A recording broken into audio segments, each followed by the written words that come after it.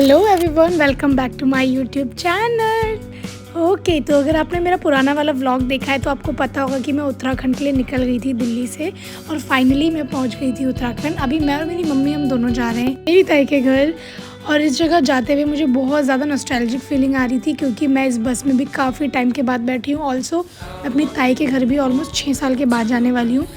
तो yes, and ये जो जगह है ये बहुत ज़्यादा सुंदर है। अब ये सुंदर सी जगह ना रामनगर से 2 से ढाई घंटे की दूरी पे पड़ता है और ये जगह का नाम है हरड़ा पिन कोड। यहाँ पे मैं अपनी मम्मी को बोलती कि मेरा फेस बहुत ज़्यादा चबी चबी सा लग रहा है इस कैमरे पे, तो मेरी मम्मी मुझे बता रही थी कि ऐसा कुछ भी नहीं है। अगेन मैं आपको बता दूँ कि यहाँ का टेम्परेचर ज़्यादा नहीं था, 36-37 आई गेस था। और रामनगर में जब मैं पहुँची थी ना उस दिन वहाँ का जो टेम्परेचर था आई गेस वो 45 to 50 था।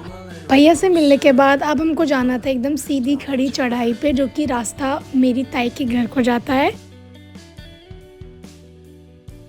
अब ना जब हम यहाँ पे ऊपर को चढ़ रहे थे मुझे बिल्कुल भी थकान नहीं लग रही थी। ये सुंदर सा व्यू, ठंडी ठंडी हवाएं और ये ग्रीनरी देख के मेरी आत्मा तक तृप्त हो गई थी। दिल्ली की सड़ी गर्मी से जब आप ऐसे मौसम पे आते हो ना, मतलब आपको लगता है कि जन्नत है ये, सीरियसली। अब जब मैं ऊपर को चढ़ रही थी मुझे थकान नहीं लग रही थी, एक्साइटमेंट का लेवल बिल्कुल पीक पे था क्योंकि मैं इस जगह पे ऑलमोस्ट 6 साल के बाद जा रही थी।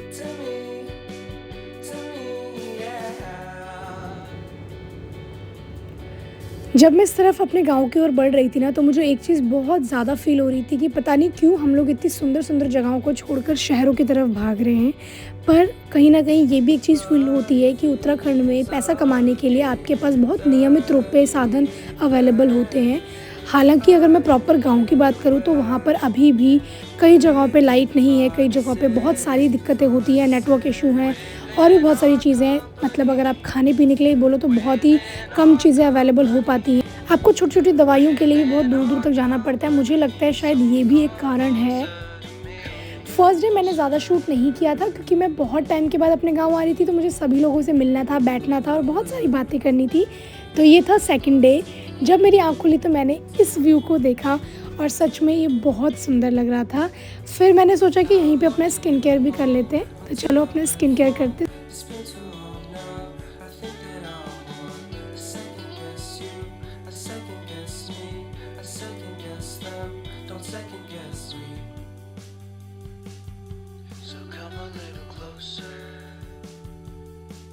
स्किन केयर करने के बाद मैं जल्दी से रेडी हो गई थी क्योंकि आज ना हल्दी भी थी यहाँ पे। तो फिर ये था नाइट का, क्योंकि पूरे दिन में मुझे बिल्कुल भी टाइम नहीं मिल पाया कुछ भी व्लॉग करने का। और पीछे देखो कितनी सारी लाइट जल रही है और इतना अच्छा लग रहा था। And this is day 3। Finally आज हम लोग जाने वाले थे रज्जू जी के मंदिर, जिसके लिए मैं बहुत टाइम से सोच रही थी। और अभी मैं अकेले नहीं जाने वाली हूँ, आज हमारे घर से बहुत सारे लोग जाने वाले हैं। और हम लोगों ने ना अपने बैग भी पैक कर लिए थे क्योंकि वहाँ पे जाके हम लोग को पहले स्नान करना था, उसके बाद हम लोग जाते मंदिर में। तो यहाँ पे मेरी मम्मी थी, भैया थे और मेरी दीदी लोग थे और बहुत सारे लोग हम लोग जाने वाले थे। बट यहाँ का रास्ता बहुत ज़्यादा मुश्किल था क्योंकि बहुत पतला पतला रास्ता था। ऑल्सो जब हम आ रहे थे तब तो बिल्कुल खड़ी चढ़ाई थी, जब हम जा रहे थे तो एकदम ढलान थी ऐसे नीचे को। मेरी समदेणी पीठू भरी बारी राजा ओ मेरी समदेणी। हम लोग बहुत ज़्यादा एंजॉय करते हुए जा रहे थे। अब ये जो दो पहाड़ों के बीच में आपको पानी दिख रहा है ना, हमें जाना था यहाँ पे।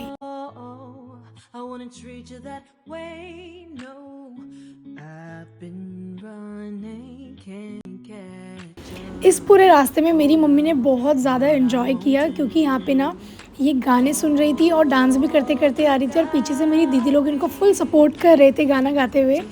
अब यहाँ पे मैं और मेरी कज़न सिस्टर हम लोग जा रहे थे, बात कर रहे थे और मेरी सिस्टर मुझे बोल रही थी कि अरे पास में ही है, पहुँचने वाले हैं। फिर जाके हमें मिली थी छोटी सी शॉप जहाँ से हमने पूजा का सामान लिया। और बेसिकली इस वाले पूरी जगह पे ना एक ही शॉप है। फाइनली हम लोग पहुँच चुके थे अपनी डेस्टिनेशन पे, जो कि था मंदिर। अब यहाँ पे ना सबसे पहले जाने के लिए हम लोग को स्नान करना था। तो ये वाला जो गेट है, इस गेट से आप अंदर आओगे तो आप देखोगे ये पूरा एरिया कितना ज़्यादा डेवलप है। मतलब ऐसा कि यहाँ पे इतने अच्छे से सारी चीज़ें बनाई गई हैं। तो यहाँ पे स्नान करना था बट हम लोगों ने यहाँ पे स्नान नहीं किया था। अब जो मैं ये पत्थर आपको इतना जूम करके दिखा रही हूँ ना, इस पत्थर की एक बहुत अलग स्टोरी है जो कि मैं आपको एक दिन अलग से बताऊँगी, बट बहुत ज़्यादा इंटरेस्टिंग भी है। ऑल्सो ये हरहुत जी को इतना क्यों माना जाता है उसके बारे में भी है, बट वो मैं आपको अलग से किसी व्लॉग में ज़रूर बताऊँगी। हम लोगों ने बहुत इन्जॉय किया, नहाया इस पानी पे, और फिर हम लोग चल दिए मंदिर की ओर। अब हम लोगों ने ना कपड़े भी चेंज नहीं करे, क्योंकि इसका जो रीज़न है वो मैं आगे जाके आपको वीडियो में बताऊँगी।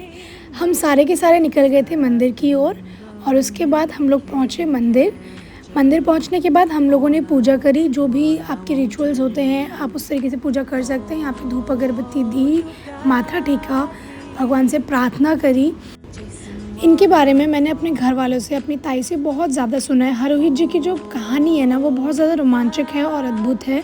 इनके चमत्कार अभी भी आज भी गांव में होते हैं और लोग उनको देखते हैं और लोग उनके साक्षी भी होते हैं।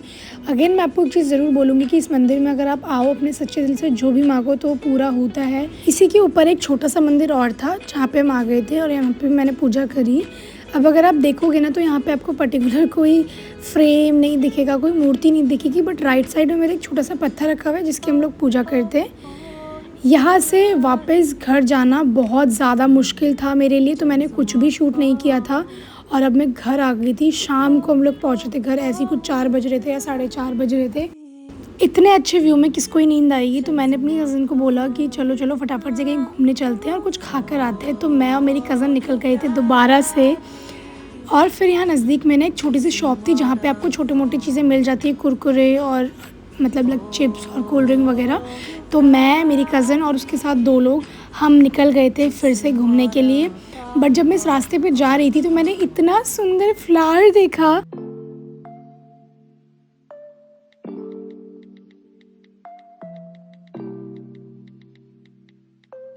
ये वाला जो स्नैक है ना, ये मैंने अपने स्कूल टाइम पे बहुत ज़्यादा खाया और ये बहुत ज़्यादा चटपटा भी होता है। फिर हम लोगों ने नाइट में थोड़ा सा डांस किया, अपना डिनर किया, बातें करी बहुत सारी, क्योंकि ये हमारा लास्ट डे था यहाँ पे, तो सब लोग मिलके बातें कर रहे थे। और लास्टली हम लोगों ने किया था अपना आइसक्रीम पार्टी। फिर आइसक्रीम से हम लोगों ने अपना यहाँ पे नाइट एंड करा, एंड देन हम लोग नेक्स्ट मॉर्निंग निकल गए थे अपने घर को, यानी कि रामनगर। बहुत सारे लोग अपने अपने घर को जा रहे थे, मेरी दीदी लोग भी अपने अपने घर को जा रहे थे उस दिन। तो फिर एकदम से इतना भरा हुआ घर एकदम से खाली हो गया था, और जिस दिन हम लोग जा रहे थे ना रामनगर को, उस दिन भी मौसम बहुत ज़्यादा अच्छा हो रहा था। सो येस गाइज़, अगर आपको ये वाला व्लॉग पसंद आए तो प्लीज़ मेरे चैनल को सब्सक्राइब, वीडियो को लाइक कर देना। तब तक के लिए बाय बाय।